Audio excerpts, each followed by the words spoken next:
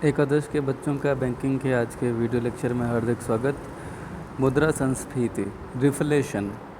देखिए, रिफ्लेशन यानी कि नाम से पता चलता है, जैसे रिफ़िल करना होता है, दोबारा भरना। रिफ्लेशन इन्फ्लेशन को फिर से लाने की कोशिश है।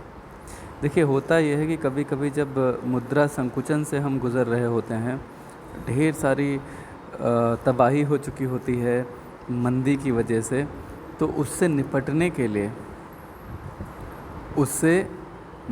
के लिए सरकार कोशिशें बढ़ा देती है। कैसे कोशिशें? कि फिर से मूल्य बढ़ाए जा सकें, फिर से कीमत स्तर ऊंचा किया जा सके। तो वो जो स्थिति होती है जब जानबूझ करके सरकार महंगाई यानी कि मूल्य स्तर को ऊंचा लाने की कोशिश करती है, उसको बोलते हैं मुद्रा संस्फीति यानी कि रिफ्लेशन। ठीक, मुद्रा संकुचन के कारण कीमतों में कमी हो जाती है, बहुत ज़्यादा बेरोज़गारी बढ़ जाती है, बेकारी यानी बेरोज़गारी, जिससे आर्थिक मंदी की स्थिति उत्पन्न होती है। अति मंदी के प्रभावों को दूर करके कीमतों को समान स्तर पर लाने के लिए जब मुद्रा तथा साख की मात्रा जानबूझकर बढ़ाई जाती है, तो इसे बोलते हैं मुद्रा संस्फीति। प्रोफेसर कोल कहते हैं कि जब मंदी के प्रभावों को दूर करने के लिए जानबूझकर मुद्रा प्रसार किया जाता है, तो उसे मुद्रा संस्फीति कहते हैं। मुद्रा प्रसार करना मतलब मुद्रा की मात्रा बढ़ा देना।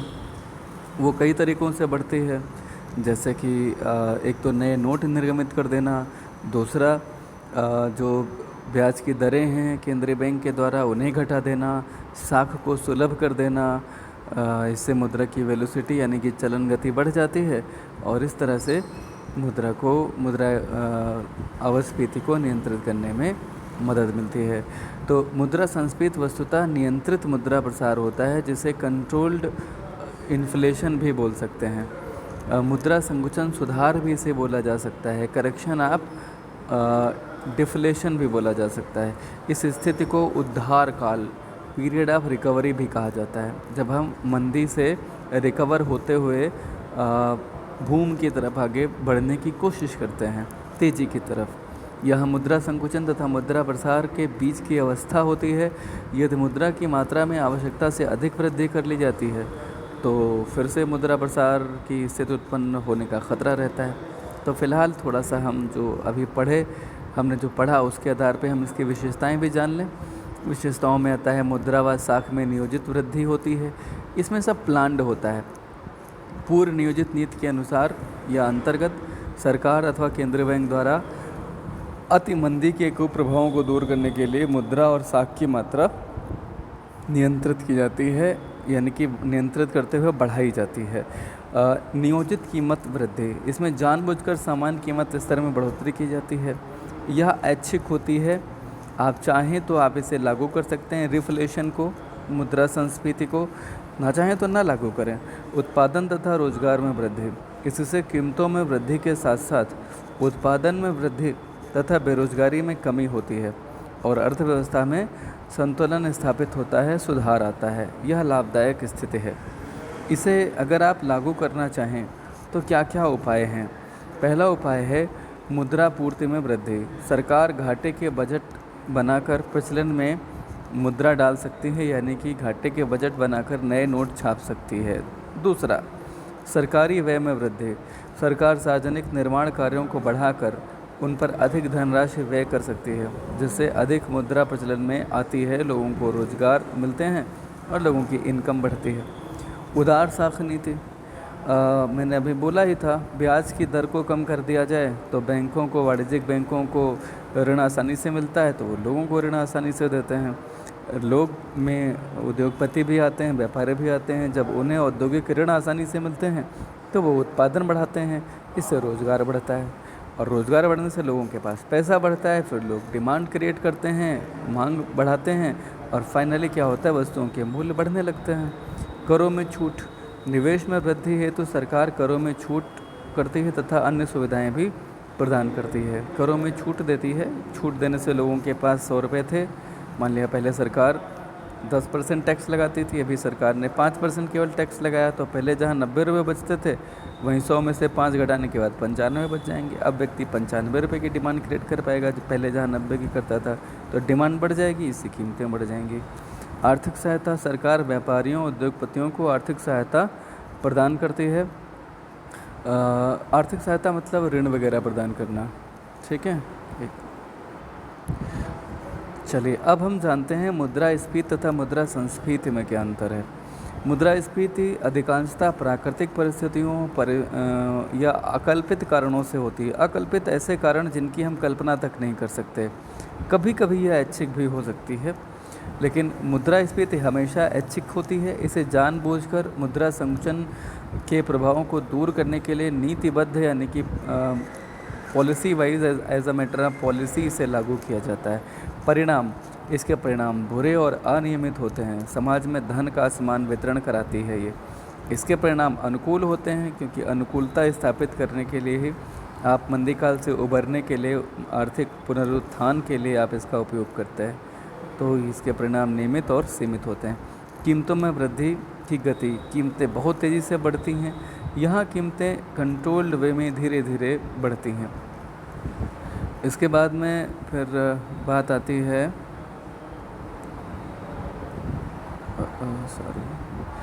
सामान्य कीमत स्तर से संबंध। देखिए, सामान्य कीमत स्तर से ऊपर कीमत वृद्धि से जोड़ा जाता है, यानी कि इसमें सामान्य कीमत स्तर से ज़्यादा का मूल्य हो चुका होता है महंगाई में, और इसका संबंध सामान्य कीमत स्तर तक जानबूझकर की गई कीमतों में वृद्धि से जोड़ा जाता है।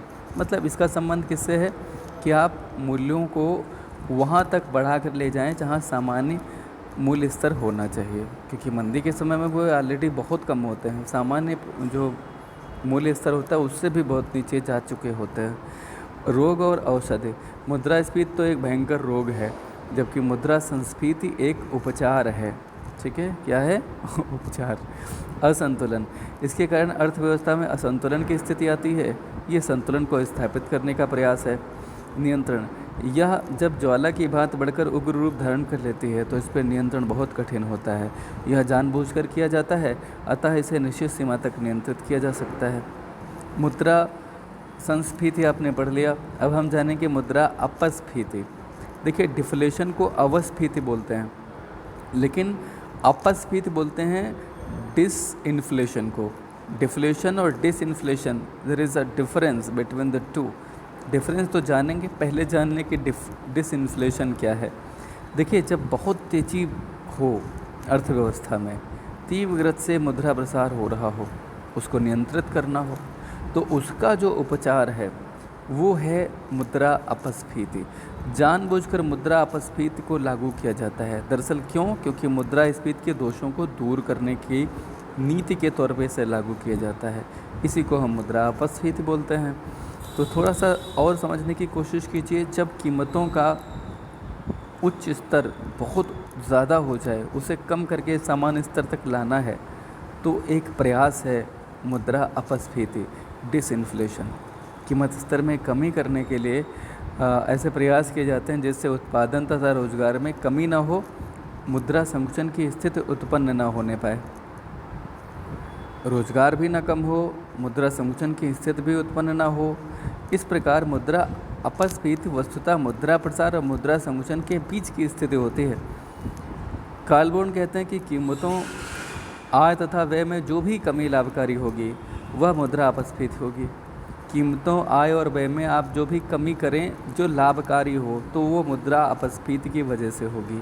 दरअसल इसे मुद्रास्फीति सुधार भी बोलते हैं। तो आप देखिए, मुद्रा अपस्फीति और मुद्रा संस्फीति क्या है। मुद्रा संस्फीति, जब आप मंदी के दौर से गुजर रहे हों, उसके दुष्प्रभावों को दूर करना चाहते हैं, तो आप घटे हुए मूल्य स्तर को ऊपर ले जाने के लिए कंट्रोल्ड वे में मुद्रा संस्फीति लागू करते हैं। ठीक है, रिफ्लेशन। और मुद्रा अपस्फीति क्या है? जब बहुत ज़्यादा मुद्रा प्रसार हो चुका हो और उसके दुष्प्रभावों से बचना है, तो आप कंट्रोल्ड वे में कीमतों को थोड़ा सा नीचे लाते हैं महंगाई को नियंत्रित करने के लिए। इसे मुद्रा अपस्फीति या डिसइन्फ्लेशन बोला जाता है। इसकी विशेषताएं क्या हैं, चलिए जानते हैं। पहली विशेषता यह है कि मुद्रा व साख में नियोजित कमी। आप मुद्रा की मात्रा में और साख की मात्रा में नियोजित रूप से सरकार और केंद्रीय बैंक के रूप में कटौती करते हैं। मुद्रास्फीति के कुप्रभावों को दूर करना इसका उद्देश्य होता है। इसके लिए उत्पादन और रोजगार में कोई कमी ना हो, वो वैसे रहे, लेकिन मुद्रास्फीति के कुप्रभावों को दूर किया जा सके तथा मुद्रा संकुचन की स्थिति से भी बचा जा सके। इस उद्देश्यों को साधता है मुद्रा अपस्फीति। अनुकूल प्रभाव, इसकी अर्थव्यवस्था पर प्रायः प्रभाव अनुकूल रहता है। ये एक ऐच्छिक कदम है जिसे जानबूझ के उठाया जाता है। इसमें क्या क्या करना होता है, क्या कर सकते हैं, आइए इसे जानते हैं। मुद्रा अपस्फीति के उपाय के तौर पे आप मुद्रा की पूर्ति को कम कर सकते हैं। सरकार क्या कर सकती है, डिबेंचर बेच सकती है, करारोपण में वृद्धि कर सकती है। इससे जो पैसा होगा, जो मुद्रा होगी, वो सरकार के पास केंद्रित होती चली जाएगी और लोगों के पास जब पैसा कम बचेगा तो मांग कम क्रिएट करेंगे और इससे महंगाई थोड़ा कंट्रोल में होगी, नीचे आएगी। बचतों में वृद्धि, सरकार कुछ ऐसी नीतियां चला सकती है बैंकों के माध्यम से कि बैंक उनकी जमाओं पर ज़्यादा ब्याज देने लगें, या कुछ स्पेशल बचत पत्र जो है सरकार इशू कर सकती है अच्छी ब्याज दरों वाले, तो लोग उनको खरीदना शुरू कर देते हैं। इससे बचतों को प्रोत्साहन मिलता है और पैसा सरकार के पास चला आता है। उत्पादन में वृद्धि, उत्पादन बढ़ाने के लिए विभिन्न प्रकार के प्रोत्साहन इंसेंटिव्स दे सकती है सरकार। उत्पादन बढ़ाने के लिए सरकार क्या कर सकती है, विभिन्न प्रकार के इंसेंटिव देगी तो क्या होगा, आपूर्ति बढ़ेगी वस्तुओं की। महंगाई तो ऑलरेडी इसलिए ज़्यादा है क्योंकि मुद्रा की उपलब्धता बहुत ज़्यादा है, इसकी वजह से मांग बहुत ज़्यादा है। अगर हम आपूर्ति को मांग के अनुरूप कर दें तो महंगाई नियंत्रित हो सकती है। तो उसके लिए उत्पादन को बढ़ाने के सरकार विभिन्न प्रकार के प्रोत्साहन देती है उत्पादकों को, टैक्स के रिबेट, विभिन्न प्रकार के सब्सिडीज़ देती है, ठीक है, या पैसा उपलब्ध कराती है ताकि वो उत्पादन कर सकें। विमुद्रीकरण, मुद्रास्फीति के गंभीर होने पर डिमोनेटाइजेशन का सहारा सरकार लेती है, ले सकती है। डिमोनेटाइजेशन में कुछ करेंसी नोट सरकार बंद कर देती है। लास्ट डिमोनेटाइजेशन कब हुआ था भारत में, किसी को याद है? कोई जवाब दे सकता है तो अपने आप जवाब दीजिए, कमेंट बॉक्स में लिखेंगे, अच्छा लगेगा। अगर आपको पता हो कि भारतवर्ष में डिमोनेटाइजेशन यानी कि विमुद्रीकरण कब हुआ, डेट क्या थी, किस ईयर में, किस डेट पे।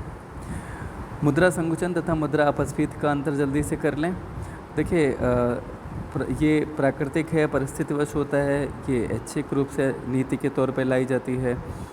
इसके परिणाम बहुत ख़राब होते हैं, तमाम तरह की बुराइयां उत्पन्न होती हैं। ये तो सामान्य स्थिति लाने के लिए लागू की जाती है, इसका कोई उद्देश्य नहीं होता, बल्कि सामान्य स्तर से नीचे चले जाने के कारण मंदी की स्थिति उत्पन्न होती है। जबकि मुद्रास्फीति के बुरे प्रभावों को दूर करने के लिए इसे लागू किया जाता है, ठीक है। हम इस समय क्या पढ़ रहे हैं, मुद्रा संकुचन और मुद्रा अपस्फीति में अंतर, ठीक है। मुद्रा संकुचन यानी कि मुद्रा की मात्रा का घटना, और मुद्रा अपस्फीति मतलब मुद्रा की मात्रा को जानबूझ के घटाना। तो इससे अर्थव्यवस्था रोगग्रस्त होती है। इससे क्या होगा, इससे अर्थव्यवस्था जो रोगग्रस्त होती है उसका उपचार किया जाता है। इसके प्रतिकूल प्रभाव होते हैं, इसके अनुकूल प्रभाव होते हैं। इसमें मुद्रा की मात्रा सामान्य स्तर से बहुत नीचे चली जाती है, मंदी है ना ये, इसमें मुद्रा की मात्रा को घटा करके सामान्य स्तर तक लाया जाता है। सामान्य स्तर से नीचे नहीं जाता मूल्य, क्योंकि ये कंट्रोल्ड वे में लागू किया जाता है। तो इसमें कीमतें सामान्य स्तर से नीचे गिर जाती हैं, इसमें कीमतें सामान्य स्तर तक गिराई जाती हैं। देश में मंदी या मुद्रा संकुचन का दौर प्रारंभ होने पर इसे नियंत्रित करना बहुत कठिन है। इसे नियंत्रित करना आसान होता है क्योंकि इसे एक पॉलिसी के तौर पे आप लागू करते हैं। अब बात आती है डिवैल्यूएशन ऑफ मनी, यानी कि मुद्रा का अवमूल्यन। क्या होता है मुद्रा का अवमूल्यन, इसे हम जानेंगे कल। आज आप में से अगर किसी को पता है तो बगैर नकल किए मुझे बताइएगा कि भारतवर्ष में लेटेस्ट मुद्रा का अवमूल्यन कब हुआ, कमेंट बॉक्स में लिखें और मुझे बताएं कि आप सक्रिय हैं। धन्यवाद।